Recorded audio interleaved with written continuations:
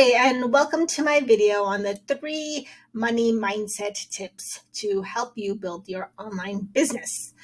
In this video, I'm going to talk about money mindset and 3 tips that I have used, practiced, and applied in my own life, and I continue to apply on a daily basis.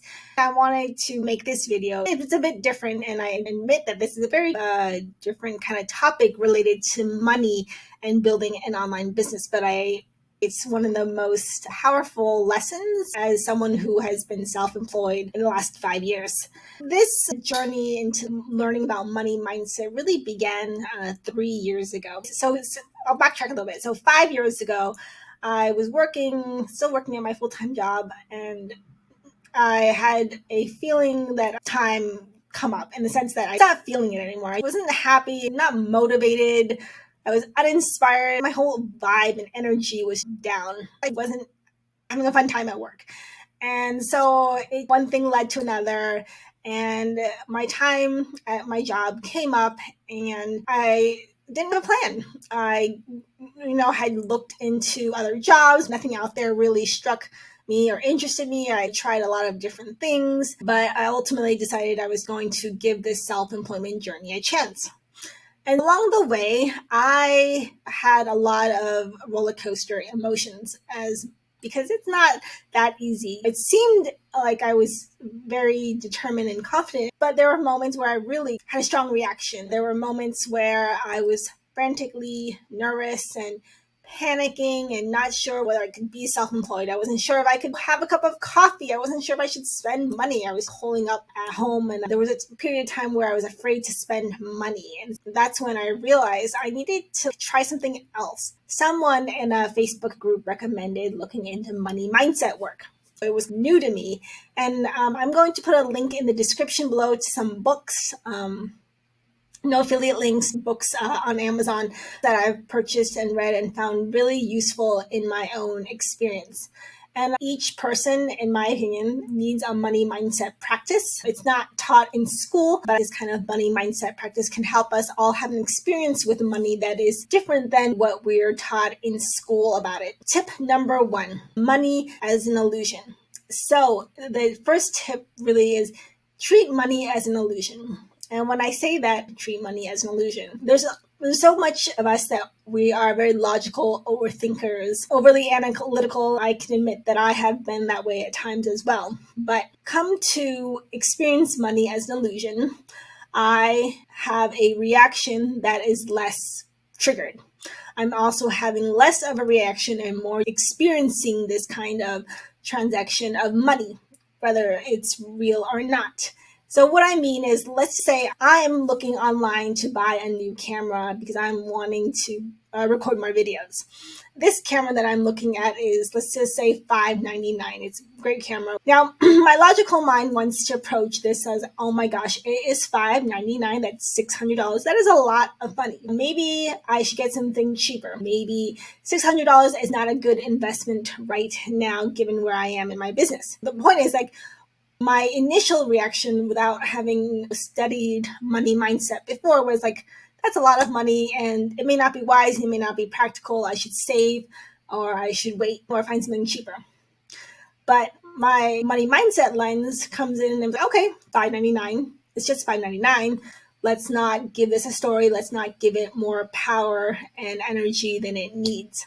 And when I treat it as $5.99, I'm going to enter in my card. I'm going to check out and purchase it, and then wait for it to use it, because this is still a worthy investment. The point is, rather than treating money and a transaction as very logical and very left brain, have a more spiritual and have a more metaphysical experience where it's a transaction and those are numbers and digits, and it is not real, because otherwise, if it was real, then it has this weight and power and hold. So tip number 2 is related to tip number 1.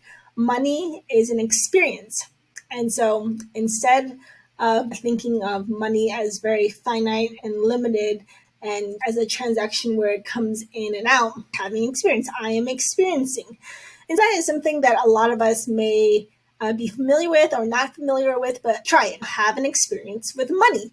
This is a setting where I'm having a transaction with a cashier, and I'm exchanging bills, I'm exchanging coins, or I'm even swiping my credit card. As an example, the idea is I'm having an experience, and that is all it is. It is nothing more than an experience, because when I treat that kind of experience with a story and with this whole internal dialogue, I'm starting to give my experience a story and power and weight over me, and it doesn't help me anyway. And so when we have an experience, we just experience it, we notice, we observe, and we like, okay, that is what it is, and now I'm going to move on to my next experience. And so the reason why I use that metaphor of experiencing is that it really has helped me with investing in my business, with seeing how money is constantly shifting and flowing in this world. As a kid, my parents always taught me this idea that you should never, spend more than what you have. You don't want debt. All that. Those are some of the principles I still believe in. But I also see money in a bit of a more metaphysical lens of that it's always circulating out there. So money isn't continually a transaction of in and out, that there's always money, and money will always show up when it's there. Money will show up when it's needed. And so I firmly have experienced that in my own life in situations, and that kind of money lesson and tip has continually to guide me. And these tips aren't something you apply once and you're done. These are tips and practices that we also continually apply and learn more and study more, because it is so helpful and so beneficial to knowing these kinds of tips when you're building an online business and even as an entrepreneur.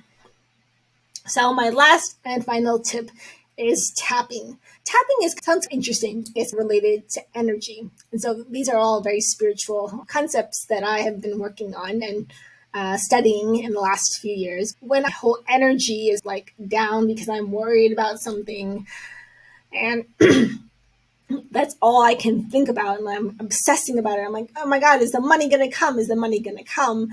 And I let myself spiral into this negative energy and negative feelings around money and scarcity around money. It sets me up in this kind of dynamic and state that isn't very positive, and it's very negative, and it makes me very sad, makes me very angry and frustrated. What I do when I am in those kinds of energy and state of mind is I apply some tapping.